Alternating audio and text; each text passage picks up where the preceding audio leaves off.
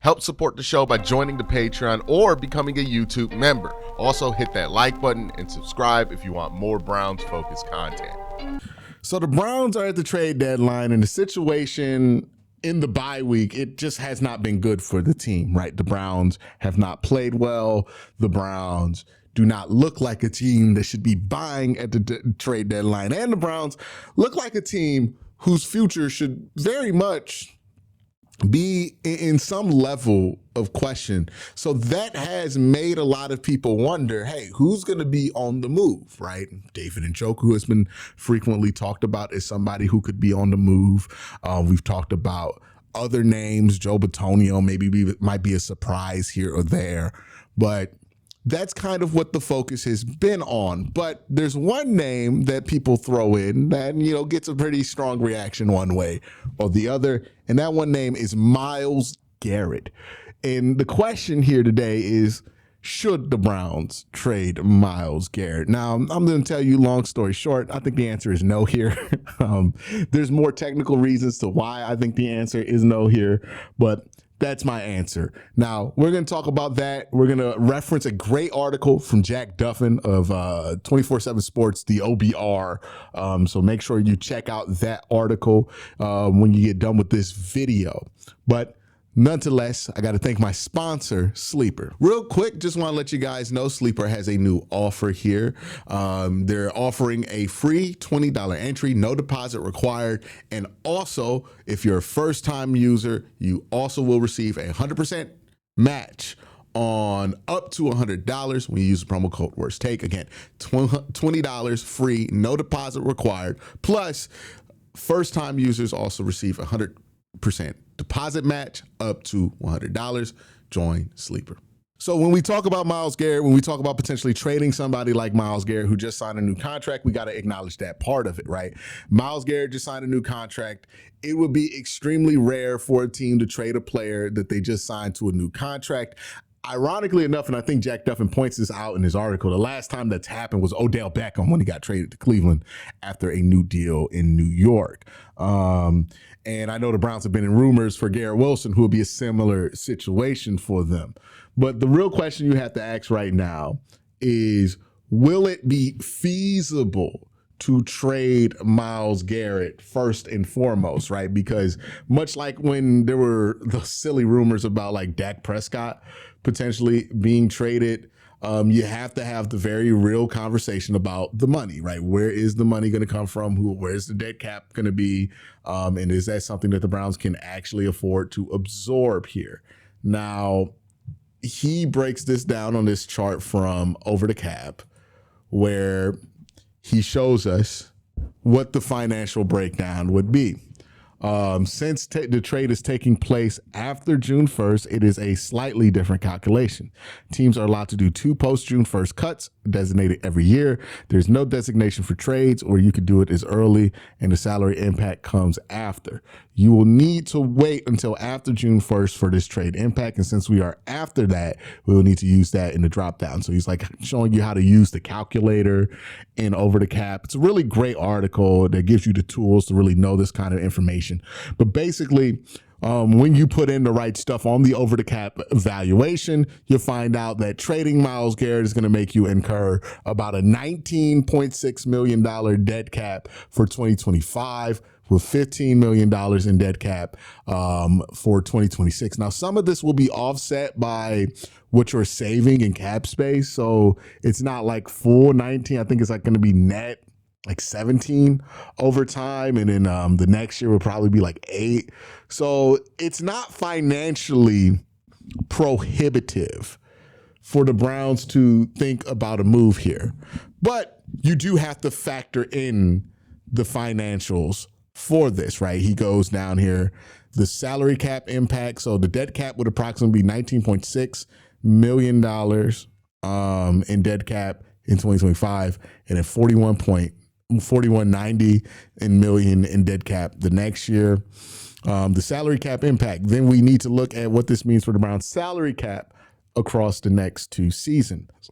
For the 2025 season, they have a minor salary cap savings, but since they would need to add a player like Sam Kamara to the 53 to replace Myles, it would effectively make it a net zero sum. So the money that you would save for Myles Garrett and trading him, you're going to spend on another player to fill his roster spot, right? So if Sam Kamara fills that roster spot, you're going to essentially lose the cap savings that you have because you got to replace Myles Garrett on the roster. It's an element of this that I think Jack does a really great job of keeping in mind when he makes his articles and when he does his work that a lot of people miss, right? Is that kind of small stuff. And then as things currently stand, Myles Garrett is due $23 million against the 2026 cap. This means the Browns will be adding $17 million to cap while losing their best player. It's not just a number you're losing out on in terms of dead cap. With cash in the NFL, you can spend 5 times the value of the salary cap by backloading bonuses and options. So you're actually talking about over $200 million of cash that you're taking off the table, as well as losing Myles Garrett. And this gets me to the main point of my conversation here of why I think the idea of trading Myles Garrett is just not going to happen. Because if you're the Browns, you can't lose out on effectively $200 million of cash and Myles Garrett and not get a substantial return for it. And if you're a team that's trying to trade for Myles Garrett, I think it's very unlikely that you're at a place to where you can even offer the Browns the amount of assets that would make it worthwhile. Again, we're talking about not eating, but we're talking about, $200 million of effective value that you're going to lose, and then you're losing Myles Garrett. Myles Garrett as a player alone, you can make the argument it's worth at least 2 first-round picks. The $200 million that you're going to be missing out on or the cash that you'll be taking off the table, that's also worth picks, right? Like that's also worth a lot to the Cleveland Browns. So the value proposition is just not going to really work out for anybody involved when it comes to a Myles trade. It's the same kind of issue that they ran up against last year where the Browns are going to value Myles Garrett is just not going to be where other teams are going to value Myles Garrett. And you're never going to get it to a place where a deal is going to be able to be made because I don't think both teams are going to agree on the value. The Browns aren't going to want to punt on the contract, eat the dead cap space, eat the cash opportunities at the back end of this contract and not get anything for it. Even if Myles was a dud, they're not going to want to they're not going to want to lose value on that without getting anything in return, on top of the fact that they're trading you the best defensive player in football, somebody who's fresh off a 5-sack performance. The value that you need to get, we're talking astronomical stuff, quarterback level value. And this is part of the reason why quarterbacks in their prime especially rarely get traded. One, because it'd be stupid. Why would you trade a quarterback in their prime? But 2, the value proposition is not, the price is just never going to be attainable in a salary cap sport and in a sport where what you're allowed to offer over time is capped, right? You're only allowed to trade up to 3 years of first round picks and draft picks, right? So even if you wanted to give a team 4 or 5 first round picks, you can't go 5 years into the future to give them the 5 first round picks. You have to accumulate somebody else's picks to trade them because you can't trade a pick past 3 years. So all of that adds up into one, the bang not being worth the move for the Cleveland Browns, and the same thing being true for the teams trying to trade for him. Brings up a good point here in this article too. He talks about in this article, okay, let's say you get 2 first round picks for Myles Garrett. How many of those picks are you going to have to spend? How much of that cap space are you going to have to spend to replace Myles Garrett? Because that's a big piece to your defense, right? That you have an edge rusher like Myles. So maybe it ends up with you spending $35 million for a player who's not even half as good as Myles Garrett. Maybe it ends up with you drafting guys in the first round who don't end up as good as Myles Garrett, right? I think he brings up James Pierce, Graham Barton, Mozzie Smith, Jermaine Johnson. These are all the edge players that are drafted around that line that you would expect, that late first round pick area that you would expect a Myles Garrett to be in. There's just no replacing a dude like that, right? Even if you get all the first round picks in the world, it's not just net money. Right. I think a lot of times people think of, oh, we're going to trade Myles and get net money so we can fix the offensive line. But it's not net money. Now you got to spend picks to get an edge rusher. Look at the Cowboys. Cowboys are in this exact situation that we're talking about. They got all those first round picks to go get Micah Parsons, right? I mean, to go trade Micah Parsons.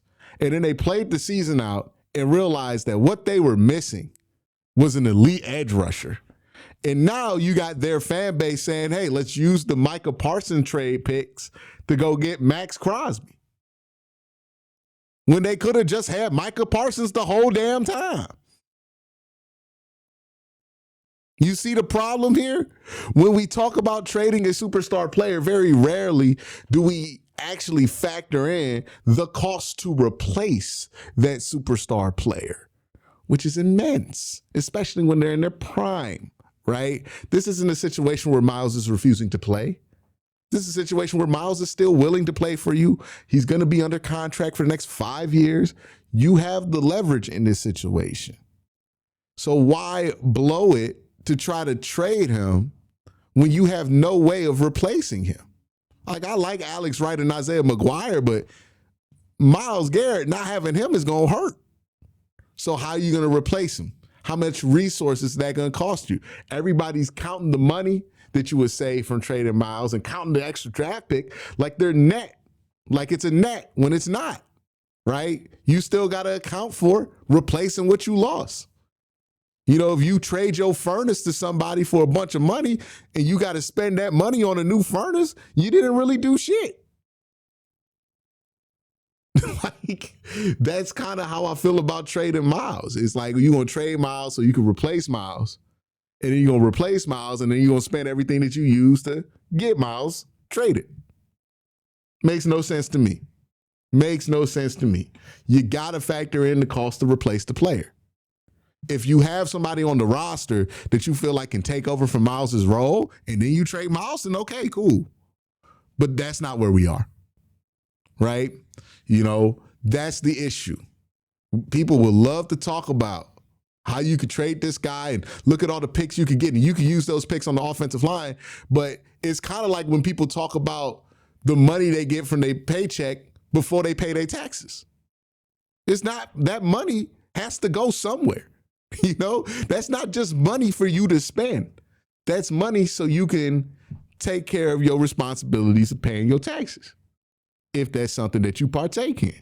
Like, it's not free money. Or when people talk about, oh, you can make it a tax write-off. That doesn't mean that the government gives you money because you paid for the things. Like, it just means that you pay less in your taxes. You got to account for replacing what you lost. You can't just sell your car and it'd be like, I got $6,000. No, you got $6,000 to spend towards another car. So did you really make money? Or did you just put more money on your car, on your next car, right? That's really what it is with trading Myles. Now, Jack comes to his own conclusion in his article, and I would definitely encourage everybody to read that article because it gives you the tools to be able to answer some of these questions yourself. It's a great article. Make sure you go check it out. It's on 24/7 Sports via the Orange and Brown Report. Go check out Jack Duffin's Twitter where he has links to this all there. So make sure you check it out. It's a great article. Shout out to Jack Duffin.